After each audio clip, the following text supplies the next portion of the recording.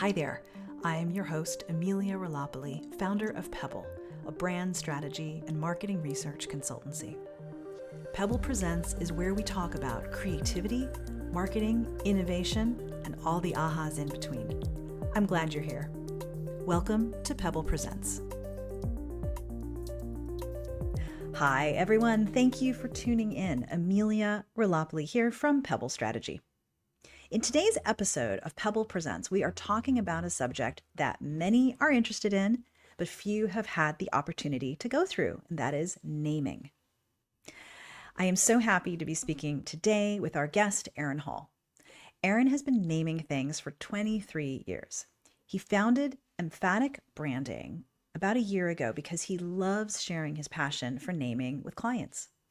Prior to founding Emphatic, he built his career and naming chops at agencies including Catchword Branding, Salt Branding, and most recently, he served as Global Director of Naming at Siegel and Gale.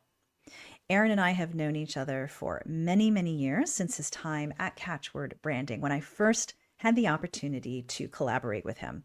I really respect and admire his knowledge and his expertise in the discipline of naming, and I always learn something new whenever we speak.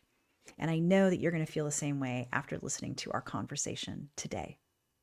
In today's episode, you'll hear us talk about the process of naming and what the main stages are for creating names for a company, a brand, or a product. You'll also hear about what the difference is between prescreening, vetting, and linguistic analysis for name development and why they're all important. We're also going to talk about how Aaron uses AI and how he is fitting it into his process and his work streams so that he can deliver better creative work for his clients. And he also helps me understand what the difference is between naming strategy and creative name development.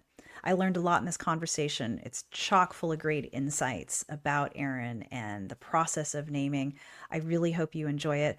Welcome to Pebble Presents. Let's get into it. Aaron, thank you so much for joining me. I've been wanting to have this conversation for quite a while, so I'm really excited you could join us today. Yeah, thanks for having me, Emelia. One of the things I love to start with is understanding people's journeys, like their professional journeys, which are also sometimes personal journeys, and how they got to where they are today. So could you talk to me about a little bit about how you got into the role that you play today? Yeah. Quite frankly, I stumbled into it. That doesn't mean I didn't do things in high school, college, etc., that were probably precursors to this. So in high school, I would say the thing that was most likely to lead to this was I was an editor, one of the editors of the yearbook for 2 years. And there was just something about the blend of creativity, but also trying to solve these big problems that kept arising each year. But then in college, I was studying the psychology of mental illness, but then decided to start taking art history courses as electives, languages. And I think, again, those things led to what I'm doing now. But quite frankly, I moved out here in the last few years of the .com era, had a job at payroll app. I don't remember, but we helped do payroll data for these companies through some online website. Then I got a job in youth marketing. That was the thing is back when Gen Y or millennials, I guess, were suddenly the new thing and everyone was trying to market to them. And then the .com bubble burst and I was unemployed for 10 months, taking odd jobs. I'd get a temp job here for a week, temp job there. And then I applied to a Craigslist ad that said naming marketing assistant, and I didn't know what that meant, but it sounded cool. Interviewed there, and the founder and who would then become my manager both went to the same college as me, so it was a nice little reunion, if you will. But it was just a nice personality click, and so I got the job, and that was 23 years ago at Master McNeil, one of the first 2 naming agencies in the world. Yeah, that started my love for what I do, sort of part business, problem, solution, consulting, challenges, and part creative. That's what I love about research as well, because it's being that bridge between like a business need or objective and then a creative Yep, solution. exactly. And um, Give me your sense of what kind of, is there a certain personality or mindset or temperament that Mm, is characteristic of a naming expert or a naming specialist? Like, I have opinions on things like advertising creatives versus, say, designers, but yeah. like, what's your take on what makes a naming expert tick? I think there's a few types of people that find their way to it. And I often, when I was at my last agency, I ran the intern program, summer intern program for 4 years. And so I had a little slide in there because I'd often get asked, like, what makes a good namer, or who should look into naming. And I think everyone thinks it's linguists, right? The science nerds of language. Yeah. And sure, there are some in our industry who come from that background. But I think also there are folks who come to it from just a more creative. Like, they're almost like designers, but they just tend to be creative with words, and they might be poets, they might be copywriters, folks like that. And then I think, and this is where I would put myself, is I think there are just the well-rounded folks who know a lot about a lot, but don't necessarily. I wouldn't say I'm like an expert in any one of my hobbies, but I have a lot of them and a lot of interests, and I read about a lot of stuff. And so I think that tends to make a good namer as well, because you just you pull from so many different aspects of your life as you're trying to come up with a fresh new word for something. That means that I have creative background. I played music, in my younger years. I wrote. I certainly have that, but I wouldn't say like I'm a poet. I'm not an author. I'm not any of those things. So I do think there are a lot of different types of folks that come to it, but it's not what everyone thinks, which is it's all linguists. No, exactly. That makes a lot of, and we know a couple great linguists in common, right? Yep. When I think about naming, and because this is an area of expertise and discipline that I don't work in very much, but I think of it as it reminds me of typography designers. Like that is an amazing area. And I once had the opportunity to speak with, like, to listen to a talk from a foundry, and to listen and learn about how designers think about the strokes and the tails and like the minutia of how a typeface is made. And yet that little thing that they put a lot of energy and emphasis on has an overwhelming influence on how we absorb and interpret and feel and experience a piece of type or a word. I think of that as naming as well. Like, there's so much that probably goes into it, a lot of nuance that most of us don't think about, but really is what makes good naming tick, right? Yeah.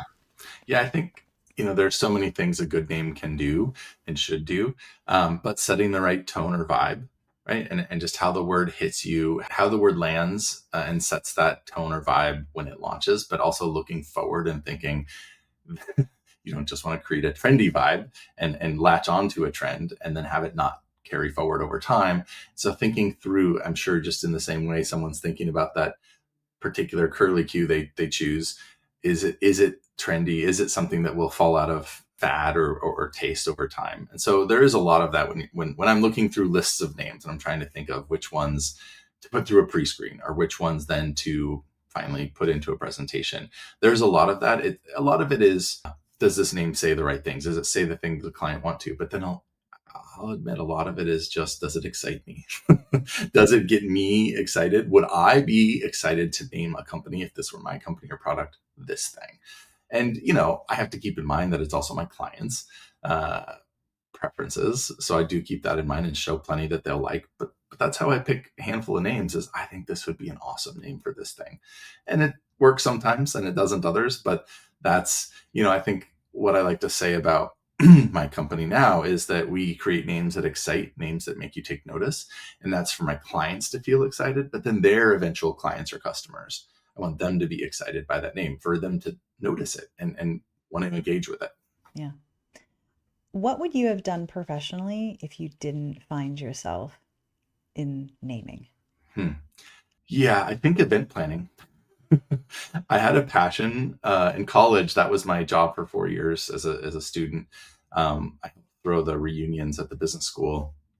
I had a whole staff of about 50 students that then worked for 10 full timers and I loved it. I loved twice a year spooling up these amazing, super complicated, events and having these, well off, often well off folks come back to their reunions and be impressed, and having every detail covered. And I'm not sure there would have been a lot of money in event planning, maybe, but I then out of college, lived in a very interesting live work space with a bunch of folks, and we threw all kinds of events just for fun because we could. We had this giant warehouse that we lived in, and so, and even today, when I throw house parties, folks are like, "Oh my God, that was the most creative, most interesting house party," because there's usually some sort of activity. There's a photo booth in one of the rooms. There's food and drink that's tailored to whatever the theme of the party is. So I think, and that's just like comes second nature to me.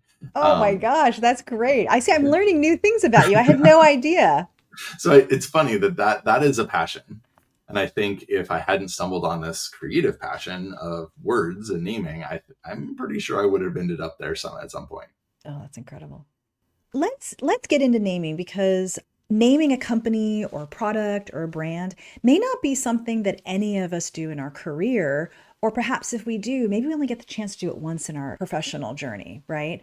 I'm wondering if you can demystify naming for me a little bit. And I guess I start from the point of process. Like, what are the main, like, I guess, stages or steps in the process of naming? If you can kind of take us through that. I'm going to take a half step back and say, I think for folks who have not done this before, that they don't even know there is a process, and that there are intricacies and complexities that are going to make their job more difficult if they don't learn about them. So on that note, I think a lot of folks will just jot down some names and create some names and then try and get them through, or sometimes use them and find out later, oh, wow, that wasn't allowed. Legally, we can't use that. Either their lawyers finally say something, or a competitive company or product sends them a letter and says you can't use Sends that. That's the sends worst. them a little letter saying you can't use this name. Yeah. So there is a process to help get you through it, explore all the great options, and also help ensure that the names are available for your use. And that process looks a lot like the typical 2-round consulting process. So there's a kickoff. In that kickoff, at least the way I run a kickoff, it's 2 parts. One part is the client tells me about their product. They've sent me materials, but I want to hear in their words. They just brief me for 20 or 30 minutes. And then I run some exercises and have conversations and get them talking about the same things they just told me in new ways, so that I can glean themes, tones, word parts for me to go explore. Now, one of the key tricks or requirements, I think, for these types of kickoffs is that everyone who will have a final say in that name should be in that call. And it's largely a psychological issue or psychological reason, which is, let's say a CEO says, no, you guys just go do it. Bring me the final options. But if they see 3 final names, let's say, at the very end of a long process, but they don't think their words, their thoughts, their ideas were included, those names won't have resonance for them, very rarely. But if you have that CEO or senior person in that first call, that first kickoff session, and they say their part, or even just a quick call on the side if they're busy, when they see that it could be the same 3 names and they see them at the end, they will absolutely have more connection to them. So the kickoff session, and then it leads to a large exploration of name development. Hundreds and hundreds of names, covering all the territories and the styles and the names, and sometimes even exploring the things the client said, no, we may not be into that. I like to explore everything. I may not show them everything that they said they don't want to see, but on occasion they said we don't want names that start with N, but then you find the perfect name and it starts with N. So you show it anyway, because, you never know until you see it. So then after developing hundreds of names, then I would pre-screen them. And sometimes I do that with an outside partner. There are a couple of great folks. I'll just name drop them. So Steve Price at Tessera and Angela Wilcox at Wilcox IP. They do pre-screening on names, and it's so helpful. They can do, I think it's like 50 names in a batch in a day.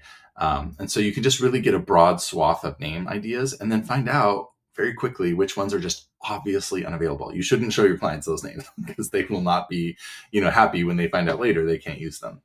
And that usually leads to a presentation of 20 to 30 name ideas that cover a wide range of things that we heard from the kickoff.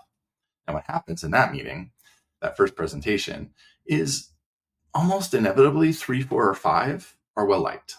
People agree on 3, and then there's a few more. And then there's some one-offs. Like a lot of people have one that they like, but no one else did. But what you then hear is, hey, we'd like to see more this or less that, or I didn't see this. Can we see that? And that's what the second round is we go develop more names focused on the feedback from round 1. And we do the pre-screening again, and then we come back with a second presentation, 20, sometimes 30 names, but usually a little smaller, so 20. And at that meeting, we try and find, agree on together a list of 5 to 8, I sometimes say 10, but 5 to 8 names that you move into your next stages of vetting. So those stages of vetting can and should include a full legal search from the client's attorneys, because the pre-screen is looking at hundreds of names in a day or two. We're then going to have the attorneys look at 3, 4, 5, maybe 8 over the course of a couple of weeks and dig much deeper. At the same time, because that can take a couple of weeks, they should be considering linguistic analysis, which you and I both know Sutton's strategy is a great option for that. Carl's the best. And then obviously working with someone like Pebble to do quantitative validation study. And those can all happen over the same 3-ish weeks so that you're not losing time. Often everything's fast these days. Everything's going to be a rush. So if you're already going to do a 2+ week legal search, why not run a linguistic analysis and do some quant validation studies at the same time?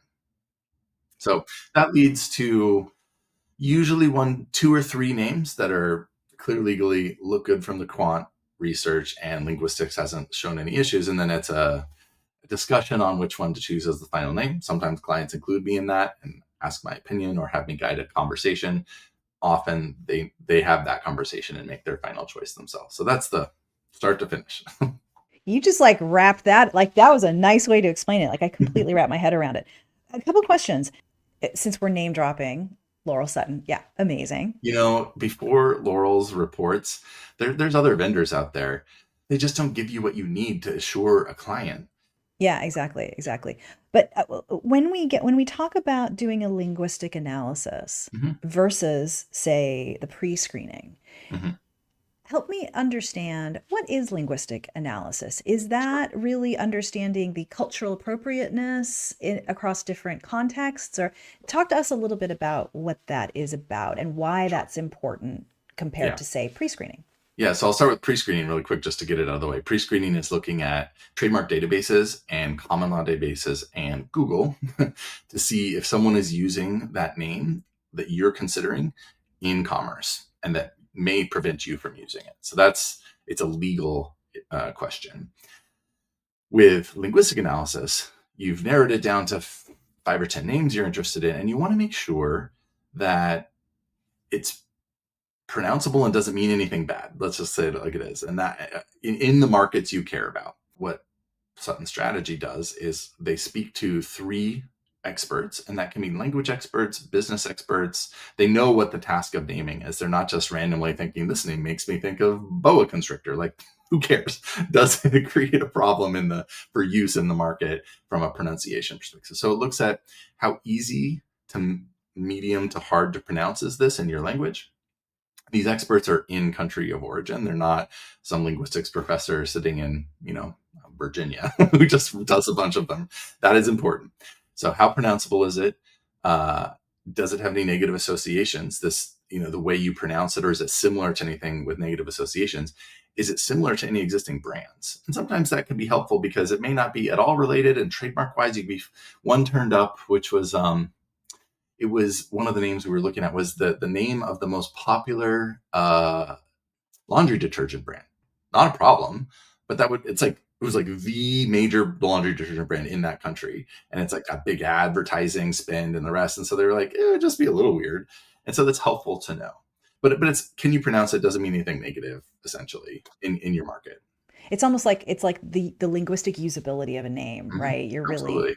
And it's a disaster check, right? You could go much deeper on a specific language and a dialect, and we have with Laurel before on a specific name in a specific market. That the great thing is they ask 3 folks, so if one says something negative but the other 2 don't, you're usually like, okay, that was a very personal reaction from that person. But Sometimes we say, can you go to ask that person or ask the other two people if they thought that thing, because you just want to be sure. And so it's really, if you're going to do something globally, or even in the US, and you have multiple, you have audiences who speak different languages, it's probably wise to do a quick and easy linguistic disaster check. Yeah. On that note, and I'm asking questions that I imagine like marketing and business clients would ask, Mhm. right? How important is it to, you are English language, American. How important is it for, say, a global brand or for a product or brand that's going to launch globally? How important is it to work with a native speaker or native speaking naming expert on a particular brand? I'm interested in, what do you think that dynamic and the pros and cons are, or if this is not even an issue at all? It certainly comes up. So I'd say there are certain markets where that's far more important. So if your main market is going to be China and it needs to work in a Chinese, for Chinese consumers and customers, I would think you should hire a Chinese naming agency for that. Can I do it? Sure. If it's an English word that needs to work, yes, I have done it. But I'll be honest, I would probably encourage someone who said, well, we need an English word that works primarily in China. I'd say I can put you in touch with some Chinese naming agencies. Yeah. Now, if your major markets are Western markets, and even I include Europe in that, and you want an English word, and it also then needs to work globally, like Asia Pacific, etc., I think that's what I've spent my career learning how to do, is create words that work in that global context. But if it's more specific, we need a name that's going to work in Vietnam, Hong Kong, Cambodia, and like I'd say, all right, I can put you in touch with folks who specialize in that. I will say I did one name for global alcohol company, and they wanted to specifically create a product extension for in just the Brazilian market, but it could eventually translate and become available in the US, etc. And so I did naming on that because they wanted an English word, and I understand Romance languages enough to know which words would be conflicts. What I do find interesting, though, is a little tidbit I learned, is so I was naming something once for a hospital system in Arizona, and probably 50 to 60% of their patients were Spanish speaking. And so they really wanted to make sure we had some Spanish words in our finalist set.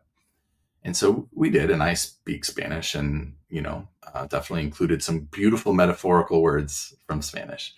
But then we did customer research. And for customer research, because they were a little worried the Spanish-speaking customers might not be online and we might not be able to get them through a traditional quant study, we actually did on-the-street qual surveys. Same questions. We just did intercepts on the street.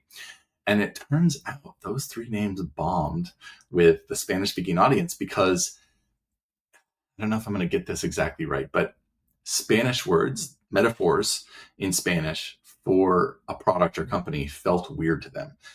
Like one of them was this beautiful name of a flower. It was the flower that meant healing or whatever. And they were like, it's a hospital on a flower. Like literally, that was the common response to that. One was some sort of build on the word friend, not amigo, but like I can't remember the other one. But essentially, they were like, "There's a doctor, not my friend." Like it was much more literal. Whereas they're much more permissive of English words as metaphors for the thing.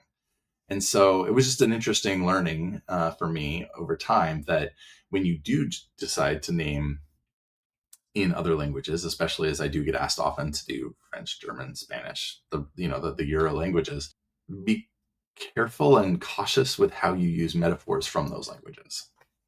I want to thank you for sharing a story where you learned something, right? Where it was a failure and you learned from it and you got better. Because that's great. Because sometimes it's hard for us to share those kinds of stories, but they are just as important as Yeah, our wins, yeah, right?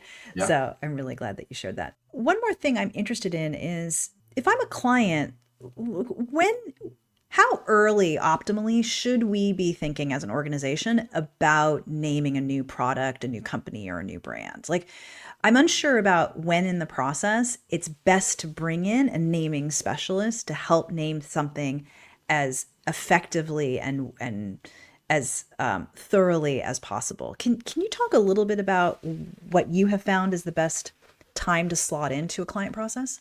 Sure. It's a good question because there is such thing as too early, and there's definitely such thing as too late. I get brought in too late a lot. Hey, we We have we one all week. do, my dear. We have 1 week to name this. Can you help? Exactly. Yes, but let me set aside living, breathing, sleeping, and eating for a week to get you this done. I'll start with the thing that I think most people do is they wait too far. They wait too long. It's like a month or two out before they need to announce it. And it may not even be launch it. They want to announce it. They want to announce it at like CES or something. And suddenly CES is in, if I remember right, early Feb in January. And suddenly it's end of December holidays. And they're like, we need a name. Can you help? So I would say it's definitely think about it sooner than that. But then to answer the how soon is too soon, you need some of the strategy in place. And so you need to know, like, how is this going to be positioned? What is its key features? How are you, so what is this brand strategy built around it? If you are going to build some around it, how are you going to market? Who's your target audience?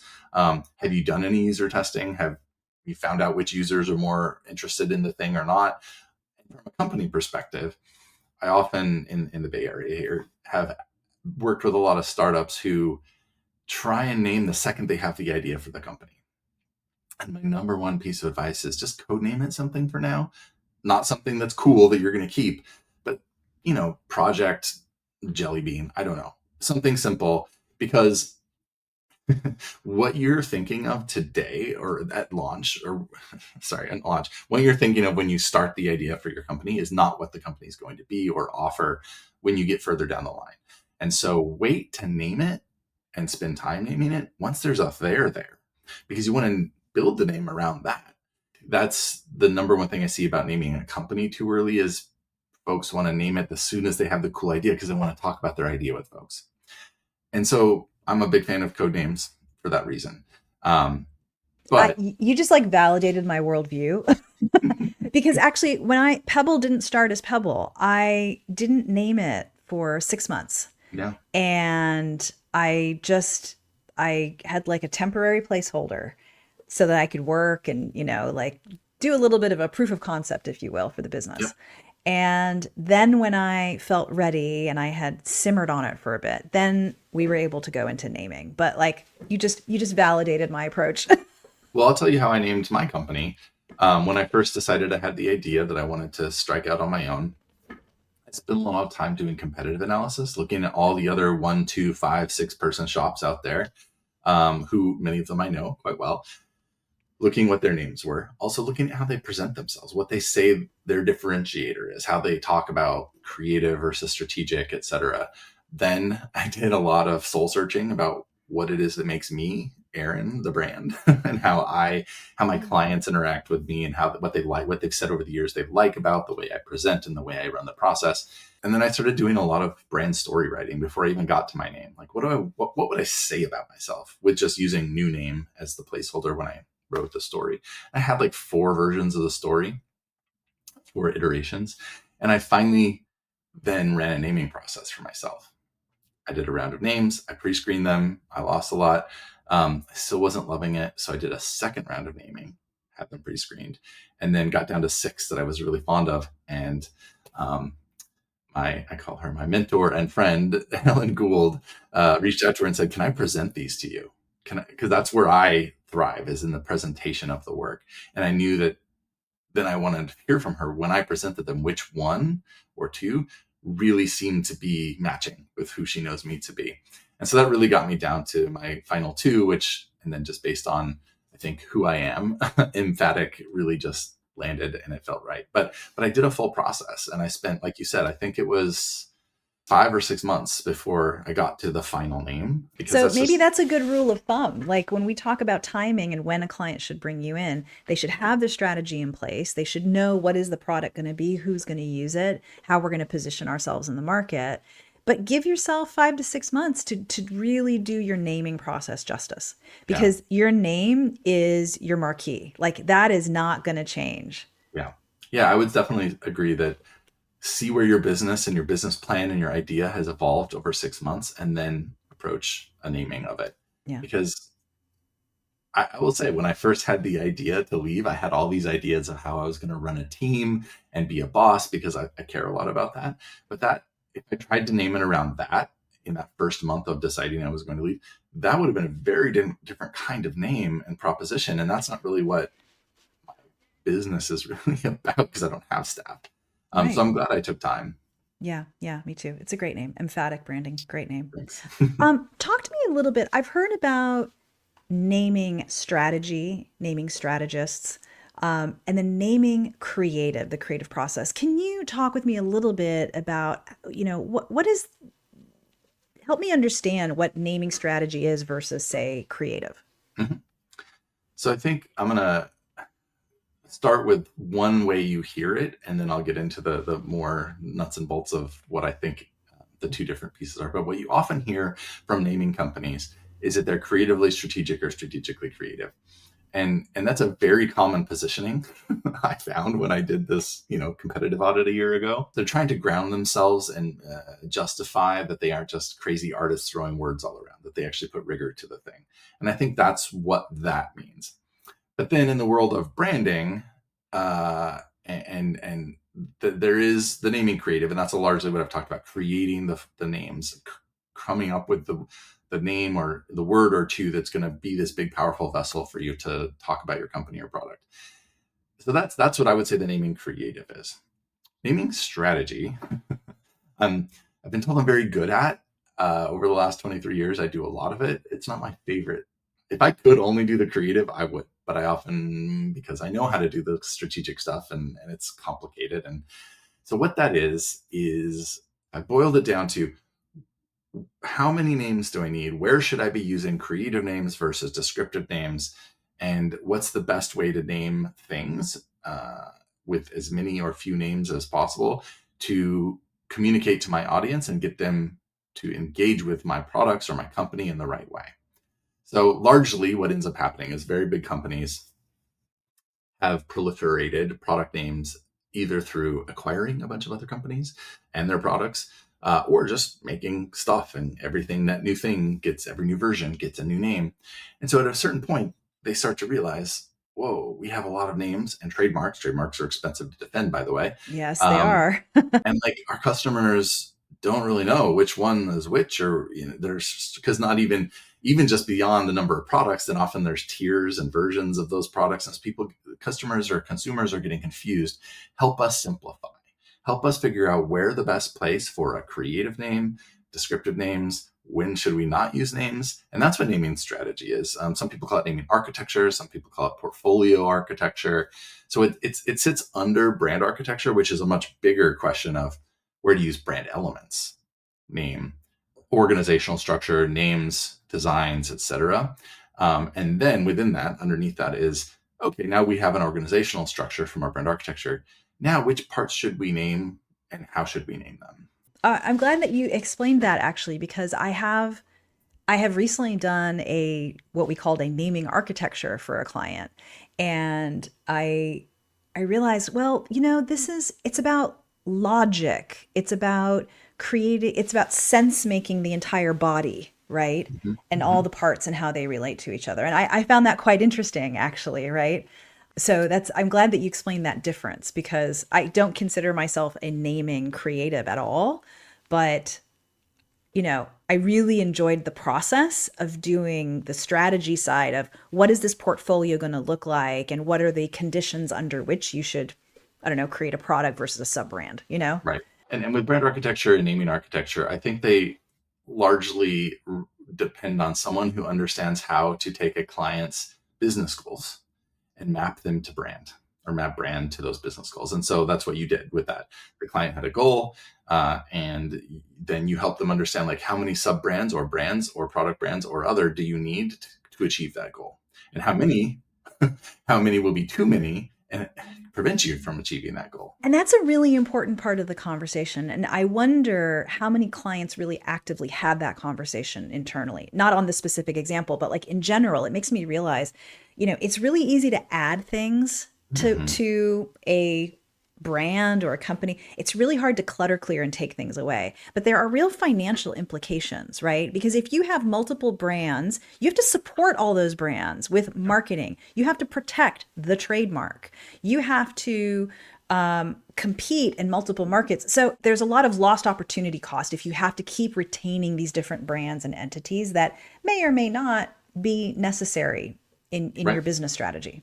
And I think a lot of why folks tend to retain them is it's easier than It's to do easier the to work keep to figure them out. than to get rid of them. No, it's Yeah. true. But the upsides of getting rid of them, having a simpler communication to your customers, far outweigh the ease of just keeping them around and confusing your customers about which product or which version of which product they should be buying or using. Yeah, exactly. Has there ever been a moment where a client has come to you asking you to name something and you're like, you actually shouldn't be making this a product? Or All the time. spill the tea? At the end of my first year at Siegel and Gill, we were having our holiday party. And at the time, I think we'd all gone, the SF folks had gone to LA. It was a nice thing at the LACMA. It was super nice. And, the president stood up and said a nice word or two about each person before giving them their little like holiday gift. And when he got to me, he said to Aaron, who spends as much time convincing his clients not to use his services as he does actually doing his naming. I love it. And that became my reputation. And in fact, I think it's why clients like me, is because it's not uncommon where I'll say, hey, so I hear you. But in addition to exploring, often if you're going to hire me to name this, I'm also going to explore and show you why you maybe shouldn't consider naming it or calling it, something descriptive instead, or using the product name you've already got. Just because this is a new version doesn't mean it needs a net new name or even a modifier. Let's talk about the strategy for that, especially real quick, cloud-based products. You do not need to rename every new cloud update or version because people expect, if I'm using a cloud product, Adobe Premiere, let's just say, is one I used to use. Yeah, I get that it's always going to get better. My subscription is to always the newest version. I don't care that you've named this newer version. They do a good job of not doing this, but other clients, well, this new cloud version has blah, blah, blah feature, so we got to call it Plus. No, you don't. So I do have a reputation for at least encouraging clients to consider not naming things. And if they still feel they need to call it something, can we look at a simpler solution than a net new creative product name? Yeah, like a number. A number, sometimes messaging, the new blah, blah, blah. Mm-hmm. Just talking about it that way can Yeah. help. I mean, that's how the iPhone does. Sure, they have 17s, but they just talk the new iPhone. That's Yeah. what It's what like they it's like refer to. laundry detergent, like whiter, brighter. Yep. Just modify it, message it. You don't have to constantly put and this gets me to a really interesting point. I think so many people who either know naming and have done it a bunch, clients who've done a bunch of naming, or who haven't, think everything has to be in the name. The name has to do it all. And so, first of all, a word can only hold so many meanings. And if you have 8 great features or propositions or pillars or positioning or themes that this name needs to communicate, that's just impossible. Second, you have a whole toolbox of brand elements to communicate the full brand. You have your brand, you have your name. Sure, you could say it sits at the top. It's the first and most commonly used part of your brand. People say it, they write it, they see it, they speak it, etc. But there's the visual identity, there's verbal identity, brand story, there's messaging, there's marketing, there's advertising, there's all these parts. There's the user experience of the product or user customer experience with the company. There's all these things that create the brand, and each of those gives you an opportunity to tell another part of that brand story.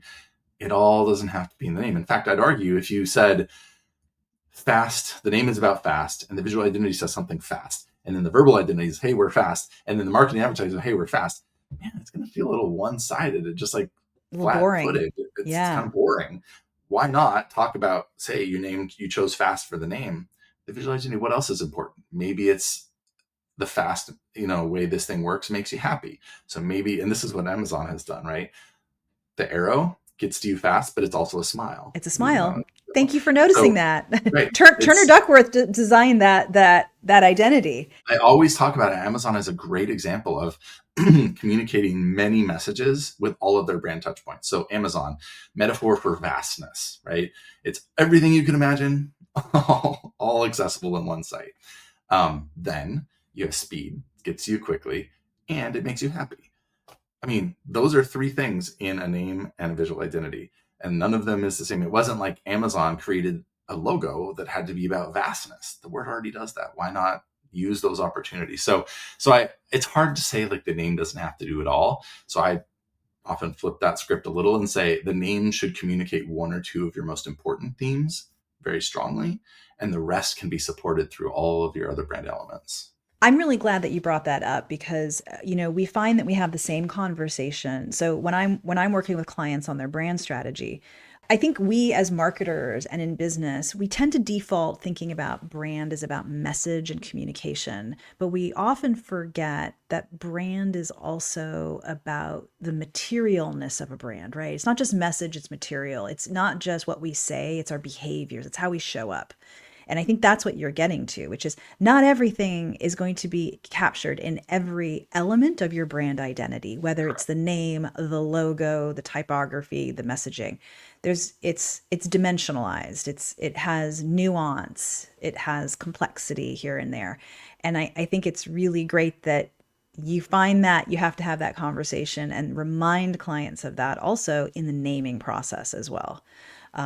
Because it's important for us to remember that brands are also how we show up and behave with the market, with customers. It's not always that we say we're trustworthy, we act trustworthy, or we behave in ways that are indicative of a trustworthy company, right? I often say that there are certain themes that you should probably not try and communicate in a name. Trustworthy is one of them. Okay, maybe that wasn't the best example. No, it is a good example. I think it is a good example because it's best left for other parts of the brand. I don't think the name necessarily has to say trust. It's a perfect example. Whereas the way you talk, in your brand story, even the image, the color palette you use in your logo and your visual identity could be strong and trustworthy. But for example, like trying to say that your product or your service is trustworthy, I often use the example of Honest Abe's Used Cars. Why is it got to scream he's honest? Like, why so overt in the name? Again, I think it's fun. You can communicate, you could explore it, but I often find there are just a handful of themes like that feel a little misplaced in a name, but better used in other parts of the brand. I'm always interested in like suggestions on reading or resources so I can get smarter in a certain area. Do you have any like suggestions of what our listeners might look at and read and think about looking at to get smarter on naming? Interestingly, I don't read I don't read almost any books on naming and branding and work stuff. For me, reading is one of the hobbies that I mentioned earlier that makes me a really well-rounded person and feeds into my creativity. I'm on the track to read, my goal is to read 24 books this year. And I'm reading a lot of fiction, some sci-fi, some non-sci-fi, but things that let my brain be somewhere else for an hour a day, half hour a day, whatever that time is I have, but also feed my brain full of new connections and new ideas and new word pairings. I read one recently that the writing style uses no punctuation for 500 pages. And so getting in the punctuation for each of the 4 characters changes, or the use of non-punctuation changes, but like making my brain learn to do that differently, I think is really helpful for how I think creatively. That being said, I'm going to plug one more person. Rob Meyerson has written a book on the naming process. I can't remember the name of the book at the moment. We'll share it in but Rob Meyerson's great. He is a colleague and friend. If you're looking for a book on naming, that's the book. Oh, cool. AI. I feel like I'd be remiss if we didn't discuss AI ever so briefly. I'm experimenting with using AI tools in my work process, not as a replacement for what I do, but as an enhancement. Are you using AI tools at all to support the way that you work with naming? I have been for several years. I'm a big fan. That being said, I'll just say it because I'm sure a lot of your listeners are wondering, well, can it just do my job so they don't have to hire me? Not yet. And I'm just being honest. It's not good yet. I use ChatGPT. I pay for ChatGPT Pro and Gemini. So I pay for both of those. So I'm getting the most elevated versions. they're good at word sourcing. So if I'm trying to be like, what are 10 other words that communicate the idea of blank? But it's rarely that word then I jot down and put on a naming list.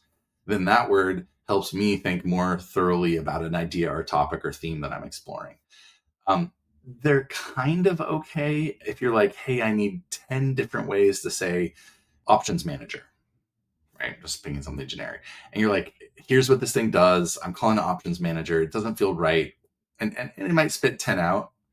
And maybe one of them is like, okay, I might put that on my list. So it's getting a little better at that kind of thing. So creatively, it's not generating creative. And I have a reason why I think that is. It is only sourcing all that has ever been before and building, patterns, using patterns and language patterns based on what it has been fed. So if you're looking for something truly new, truly fresh, the human brain is where you need to find that. Now, will AI maybe someday get there? Yes, not our current version. It's going to have to be the next evolved version of AI, which is still years out. But what you said was you are experimenting with using it in your processes. Yes, I use it every day for how many things I do. So let's see. I use it when I'm trying to do creative lists and I'm like, hey, I need some ideas. I'm exploring this metaphor. This metaphor for me, is communicating X, Y, and Z. Can you think of 3 other metaphorical branches off of that idea that I could explore? It's pretty good at that. I also use it for pre-screening, not in lieu of those more legitimate pre-screenings, but when I'm just trying to get a list of like 150 down to 100 to send to pre-screening, I'll run them through. Gemini is really great because you ask it to do Google screening, and Gemini and Google are much better than ChatGPT doing Google screening, I have learned. And then it'll just really find quick hits, and it'll ask it to give me links to what it found so I can double check some of them. But then I can rule out some just things that I didn't need to send off to a pre-screener in the first place. I also use it to write rationale for the names that I'm going to present, but I have a prompt that's 2 pages long. So I'm a big prompt writer. I'm working on my prompts as well. I'm so glad that you said that because I'm actually creating some notes to myself about prompts because I as I do this work, I learn more about how I can make that work better. Yeah. So I'd say a prompt for those in you listening and in our world who haven't yet tried AI. What a prompt is a creative brief. So in the same way that if I were going to ask a namer to name something and I have to inform them about everything what this thing is, I write a creative brief, 2 or 3 pages. Here's what we're being asked to do. Here's who the company is. Here's what the product is. Here's who the audience is. Here's the themes they want us to explore. Here's what they want us to avoid. That's a creative brief I would then give to a namer, a real person. So with AI, if I'm asking it to write something really complex, like 3 bullet points of rationale, well, I have to give it information. Yeah. So I have to say, here's who I am. Here's what I want you to do. So I'm a namer. I need you to be a copywriter and a brand strategist. I'm trying to write rationale for these names I've come up with. Here's some of what the company is or product is. Here's information I want you to take into account. I also want you to look at their website. I tell it to do all these things, multiple steps. Then I say, here are the names in the categories that I want to present them. Please make sure that your bullet points reference both all of the information I've given you, but also the category they're in. And tell me why each name. Try and pretend each name, or try and convince my client that each of these names is a great name for their product or company, with 3 bullet points. And then you have to give it some narrowing stuff like don't use M dashes because man, AI is that the giveaway? That's the tell? It is currently the giveaway. Now, it doesn't mean no one can use M dashes ever, but there was a point where some of these things, every single bullet had an M dash. And it's like 20 names, 3 bullets, 60 bullets, M dash. So that's one. Another one you might just say like avoid, don't create super long. They need to be short and they need to be usable in a PowerPoint. But you just give it all this really long creative brief, and I've saved them so I can, just tweak them for each new project. And, it doesn't mean I just copy and paste these rationale, and never look at them again. I copy it, I look at them, I change them, I add to one, I delete one and add a new one that I think it just you improve it. Absolutely improve it or just add to them. Sometimes it didn't see the thing I saw in the name.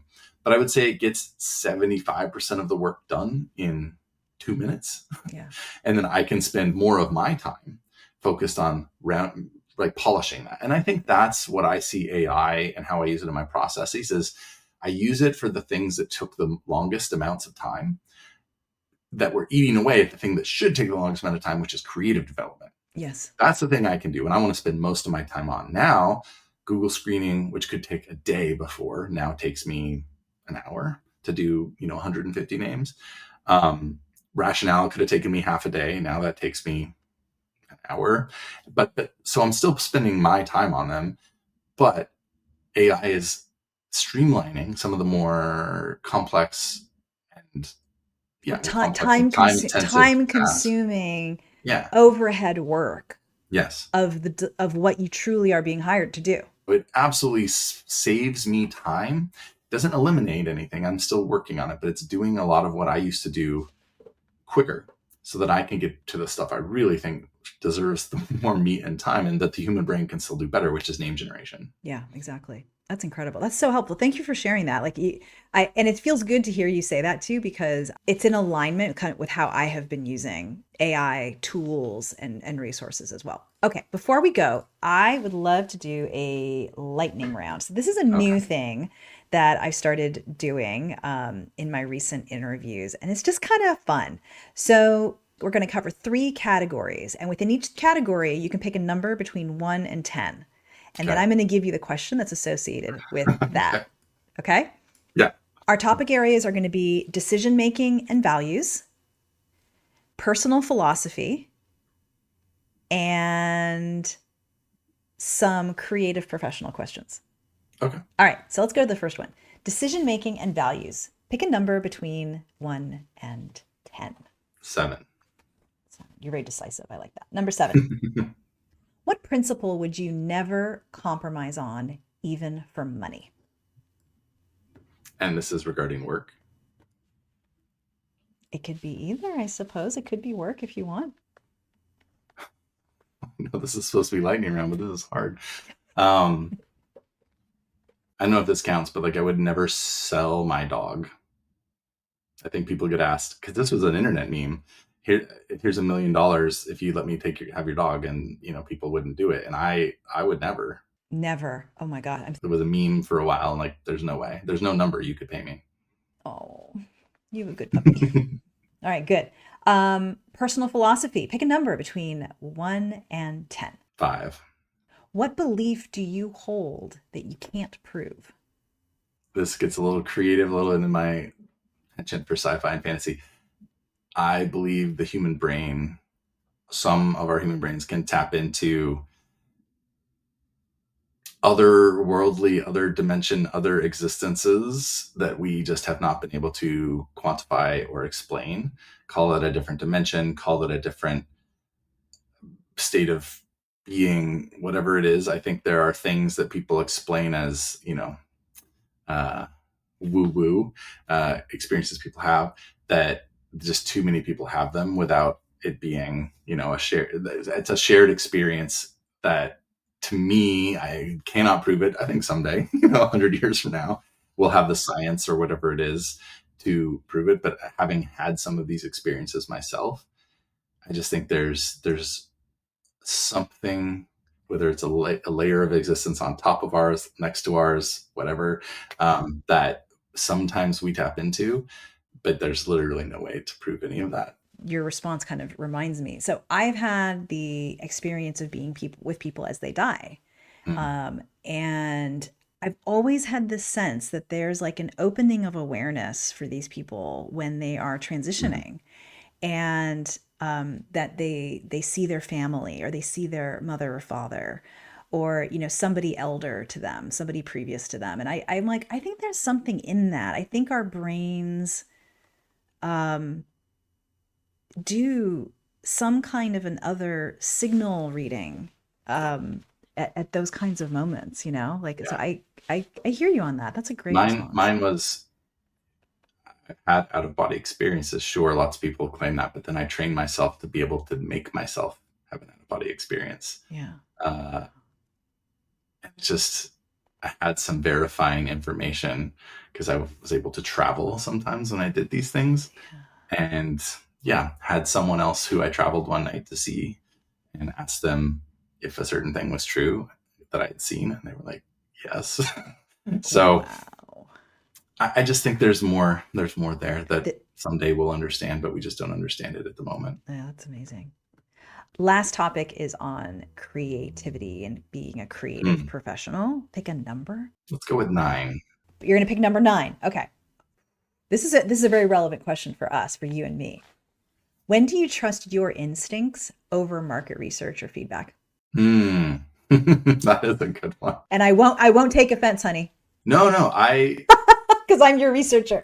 I love market research. I know you do. There's a lot of we've done it together for a while. There's a lot of bad stuff out there, but with good market research, it should inform your opinion. And then I guess you're asking, okay, so it's informed you and it's saying, don't do this thing, whatever that thing is, that your customers, your audience, they're not on board. But my instinct says this is the best name. This thing will be a good name. That's a very good question.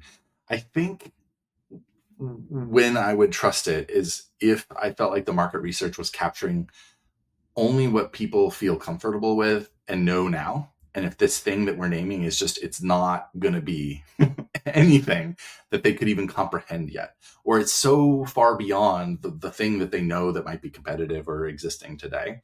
And that I feel like the net new name, just the I and or the sort of client wants to name it, is just pushes boundaries, and it's too far beyond what market research could capture for this thing that will be unlike anything you can imagine.